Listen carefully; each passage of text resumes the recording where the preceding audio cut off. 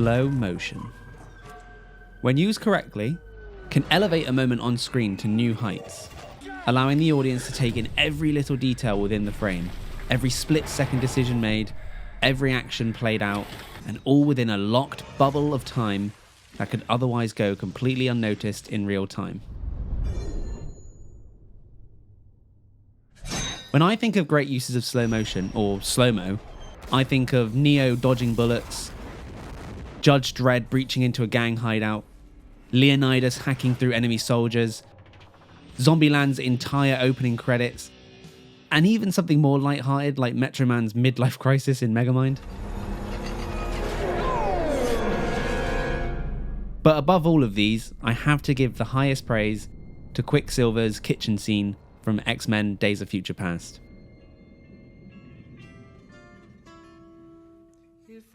Now, you can have your own opinions regarding Fox's franchise as a whole, but I think it's a safe bet to say everyone remembers this scene as one of the best moments across all 13 X-Men films, and even superhero films in general. The way that the room full of hostiles becomes a playground to Quicksilver as he messes around is very much how someone would approach a similar scenario if it appeared in a video game. Okay, video games are no stranger to slow motion mechanics.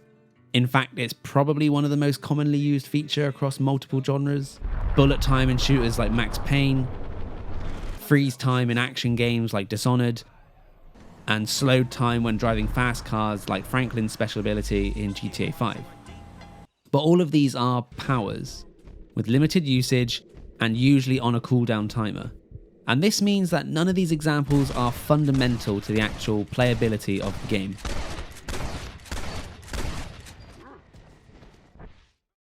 But what if it was? Super hot, super hot, super hot, super hot, super hot, super hot.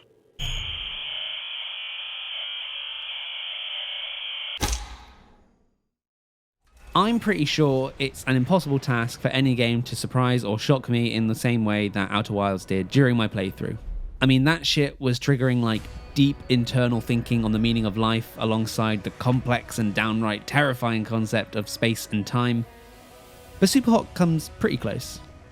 What starts out as a simple premise, web chatting with a buddy online about this cool new game file on the web, turns into a twisted meta-narrative highlighting the dangers of technology, paranoia of surveillance, and the manipulation of free will. I don't want to go too much into detail on that element in order to preserve that side of the experience. If the gameplay aspect of Superhot is what interested me to play it in the first place, then the narrative element is what truly hooked me, and that's something I'd want others to discover for themselves. What I can more freely talk about is the moment-to-moment gameplay, or should I say micro moment? Oh, brother, this guy stinks! The premise of Superhot is that when the player is not in motion, time slows dramatically. Almost to a complete stop, but not quite that far. Taking one step, swiveling your head a fraction, or completing an action like grabbing an object will immediately speed up time until you go back to standstill. All the while, multiple enemies in the level will be trying to murder your ass, whether that's with guns from long range or up close with melee weapons. All you need to do is kill them all before they kill you.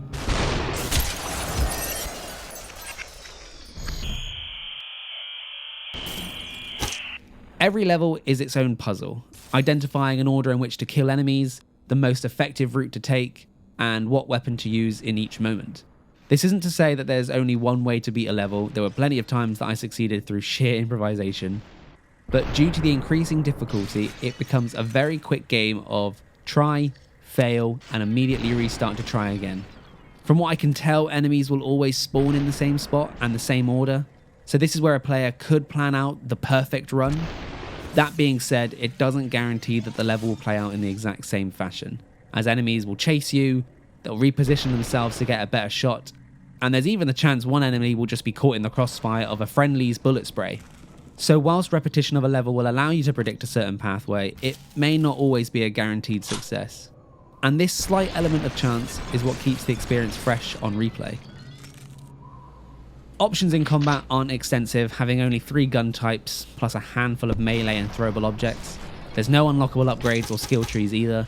Instead, it's through the way you adapt on the fly, rapidly switching between items that keeps each moment exciting. For example, there's no ammo counter for guns, and so you have no real clue when the bullet you fired will be the last. When you see the flash of text on screen saying that the mag is empty, it's time to begin planning your next move. Do I throw my weapon to stagger the man running at me with a katana? Or do I aim for the guy further back who's about to let loose a barrage of bullets from an assault rifle? Now that I'm defenseless, do I prioritize moving to grab a random object as backup, or do I look to close the gap with no weapon in hand whilst they're reloading? When you're able to find a rhythm in Superhot, the level of satisfaction is incredibly high. It's like watching your favourite action movie in first-person mode. Jumping over a bar in slow motion whilst wielding a katana, dodging the incoming bullets of 3 charging enemies before cutting them down like they were made of paper, is some Neo John Wick level of fucking awesome. And I just have to highlight, the way that enemies crumble with a pleasing crunch sound as they depixelate is one hell of a sensory overload.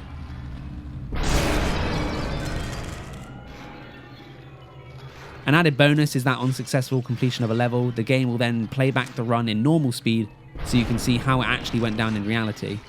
And on top of this, you can go into the replay editor to curate your own director's cut, as it were, controlling when to speed up or slow down the action for a really cinematic result. As you can tell from what you're watching, Superhot goes for a very minimal art style. Environments are cold and white, contrasting heavily against the bright red of the enemies that you'll be facing.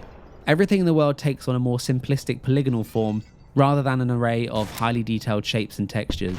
On a design level, this simplistic approach was originally taken because Superhot was first developed as part of the 2013 7-day FPS challenge, but whether later intentional or not, the stylistic choices for this game fit the overarching narrative to a T. The world you find yourself in feels wrong. It feels too clean, too neat. Almost a complete totalitarian regime.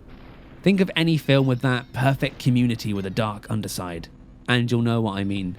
You're never given an exact reason as to why everyone around you seemingly wants you dead, but in the same way the agents relentlessly chase Neo in The Matrix, or even how Sanford's NWA will kill off anyone who dares threaten that idyllic setting. You murdered him for that? Well, he murdered Bill Shakespeare. What? Oh. As you progress through each level, the sense is that you're doing something wrong, and so you must be stopped. It's all about the greater good. Shut it! Similarly, the sound design in this game is very empty, and I don't necessarily mean that as a negative. Reiterating my point about the visuals, the lack of soundscape only helps to immerse the player in the idea that this is a world where life has been completely suffocated. There's no hustle and bustle of a thriving city, no sound of wildlife or children laughing. Instead, it's never-ending drones of low and high frequencies as you swap between slowed and regular time.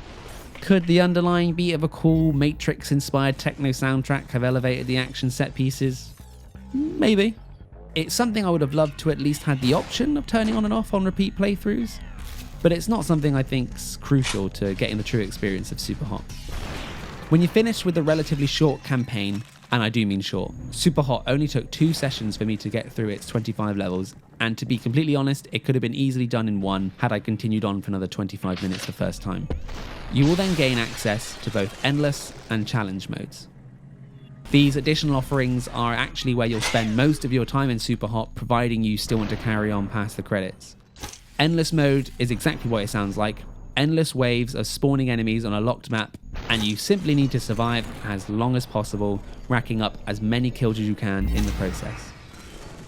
From experience, the maps in Endless mode seem to be completely unique, instead of just pulling from existing areas from the story levels, which I can only applaud the developers for going that extra mile.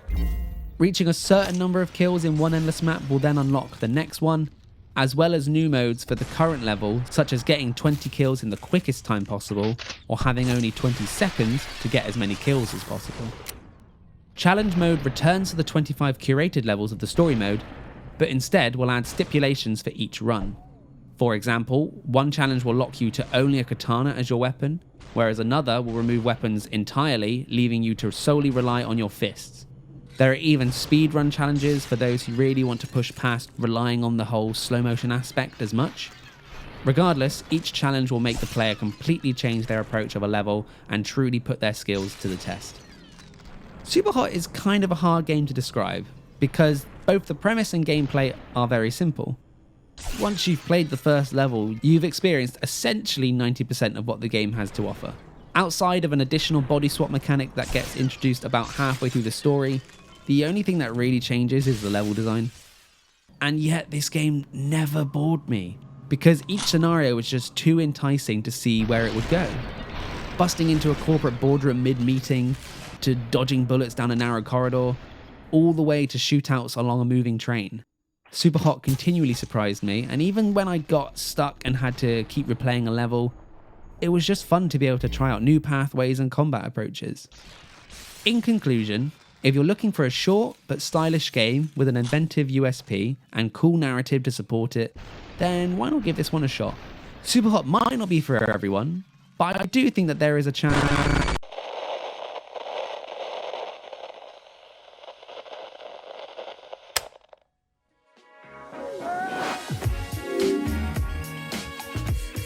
Hello everyone.